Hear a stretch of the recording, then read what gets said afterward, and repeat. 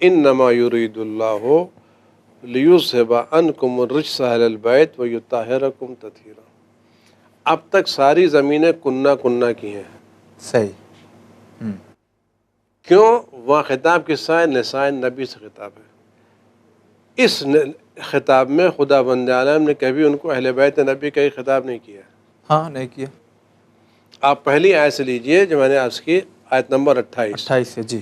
یا ایھا النبی قل لازواجک، آیت نمبر 3 یا نساء نبی، آیت نمبر 32 یا نساء نبی۔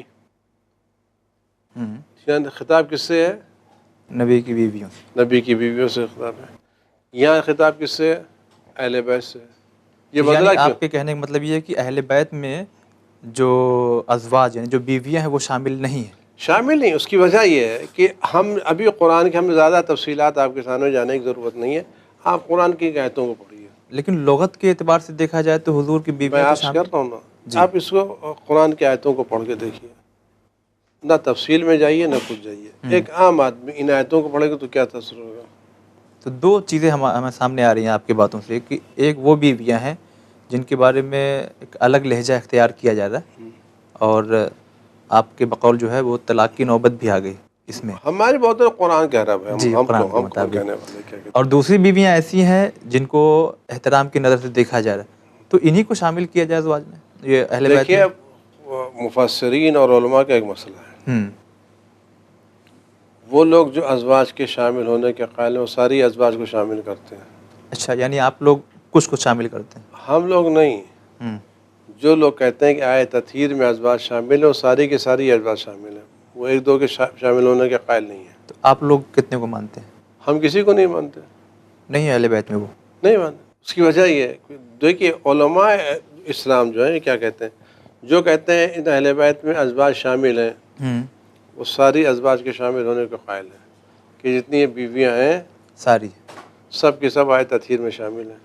اچھا۔ اگر آیت تطہیر میں ساری کی ساری بیویاں شامل ہیں تو یہ ساری آیتیں آپ کو کیا منظر پیش کرتی ہیں؟ کچھ بیویوں کے لیے غلط لہجہ اختیار کیا گیا۔ لہجہ جی، غلط لہجہ نہیں، سخت لہجہ اختیار سخت کیا۔ لہجہ، جی ہاں۔ مسئلہ میرا صرف یہ ہے، یہ جو کام ہوا اور تاریخ بتاتی ہے، اگر خدا بند عالم نے ان ازواج کو پاک قرار دیا صحیح۔ اور ان کو کام کیا اور ان کی طہارت کام کیا، تو وفات پیغمبر کے بعد ان لوگوں نے بقیہ کام کیوں کیے؟ یہ تو اللہ کے ارادے پر آتا نا۔ تو بقیہ کام سے کیا مراد؟ صحیح بات ہے کہ یہ لوگ جو گھر سے باہر نکلیں، ولا تبرجن تبرج الجاہلیہ، تم گھر سے باہر نہ نکلو۔ اگر گھر سے باہر نکلنے کے امکان نہ ہوتا تو قرآن کہتا ہی کیوں؟ صحیح۔ کس چیز سے منع کیا؟ منع اس سے کیا جس کا آپ کا امکان ہوتا ہے۔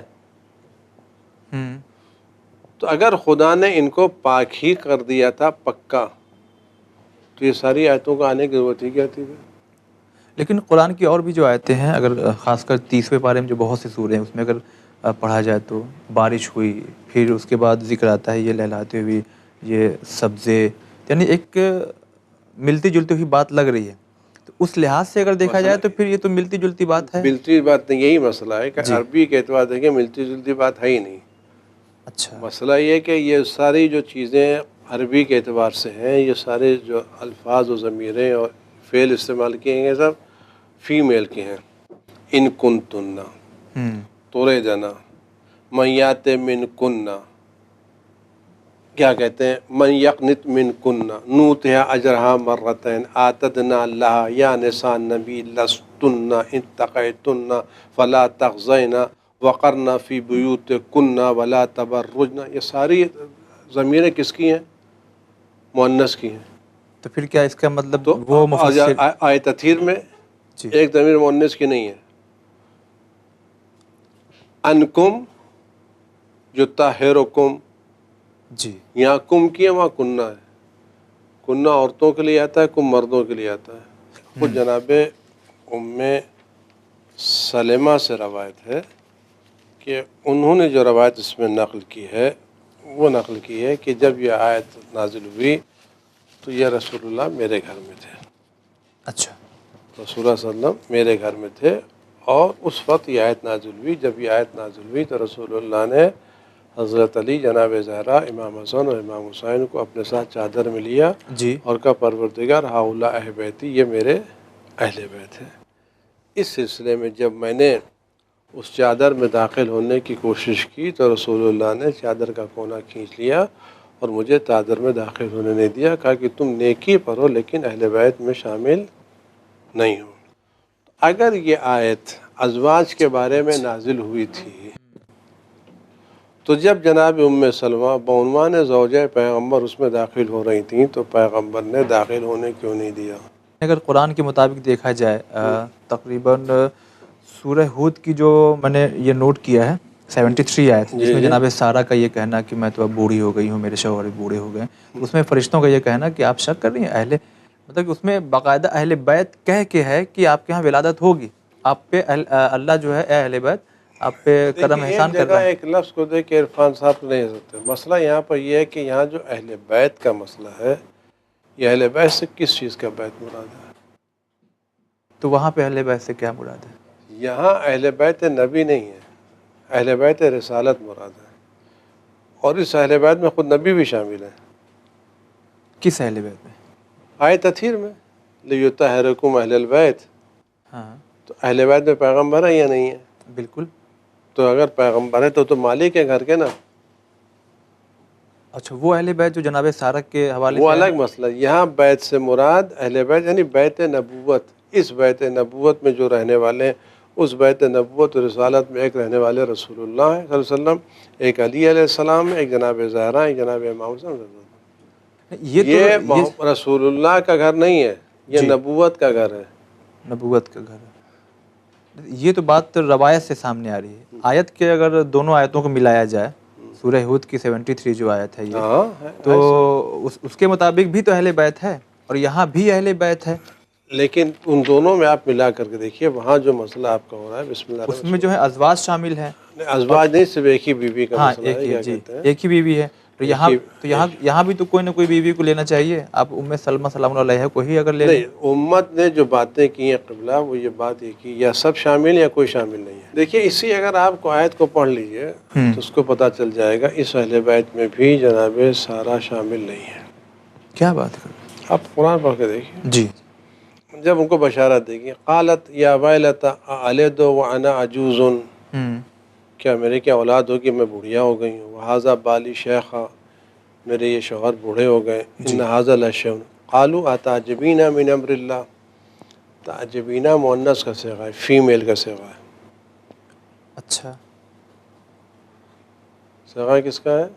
فیمیل کا ہے. تو اگر اس کے بعد آگے بات بن رہی ہے اور اس میں زوجہ کا شامل کیا تو صیغہ کیسا ہونا چاہیے؟ فیمیل کا ہی ہونا چاہیے. فیمیل ہونا چاہیے نا. برکاتہ علیکم، یہ میل کا صیغہ ہے، علیکم. فیمیل کا صیغہ نہیں ہے. یعنی ہمیں میننگ پر صرف نہیں جانا چاہیے، علم ہونا چاہیے عربی کا بھی. جس طرح سے یہاں جب ازواج کا تذکرہ ہو رہا ہے تو فیمیل اور مؤنث کا صیغہ رکھا گیا. جب طہارت کا اہل بیت کا تذکرہ ہو رہا ہے تو مذکر کا صیغہ استعمال کیا گیا، میل کا. اچھا، تاکہ پتہ لے چلے. تاکہ اس میں اسی طرح سے آیت تطہیر میں جہاں عورتوں کا تذکرہ ہو رہا ہے وہاں مؤنث اور فیمیل کا صیغہ ہے. جہاں طہارت سے تذکرہ ہو رہا ہے وہاں تذکرہ جو صیغہ ہے وہ مذکر کا صیغہ ہے. اسی لیے خدا بند ہے، بھائی خدا ہے، ہم لوگ تھوڑی نا کہ مذکر کو مؤنث، مؤنث کو مذکر کرتے رہیں. ہمارے کیا ہو سکتا؟ خدا کیا نہیں ہو سکتا؟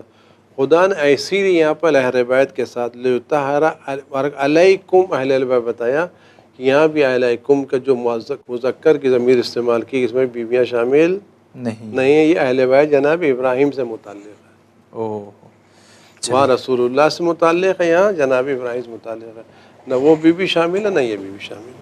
دیکھیں اس میں دیکھیں کہ اگر اس آیت کے نازل ہونے کے بعد اس واقعے کو حسکانی نے شواہد التنزیل میں اور علامہ سیوطی نے در منصور نے، کیا والیوم نمبر پیج نمبر بتا سکتے ہیں؟ شواہد التنزیل جلد 2 صفحہ 47، در منصور جلد 5 صفحہ 199، مجموع الزوائد حسمی کی جلد 9 صفحہ 169 169 بھی لکھا ہے. اچھا، کہ آیت تطہیر کے نازل ہونے کے بعد جی پیغمبر اکرم صلی اللہ علیہ وسلم اپنی آخری عمر تک جب نماز صبح کے لیے مسجد تشریف لے جاتے تھے جی تو حضرت علی علیہ السلام کے دروازے پر کھڑے ہو کر کے یہ فرماتے تھے السلام علیکم اہل البیت ورحمۃ اللہ ورحمۃ اللہ الصلاۃ یرحمکم اللہ انما یرید اللہ لیذھب عنکم الرجس اہل البیت ویطہرکم تطہیرا۔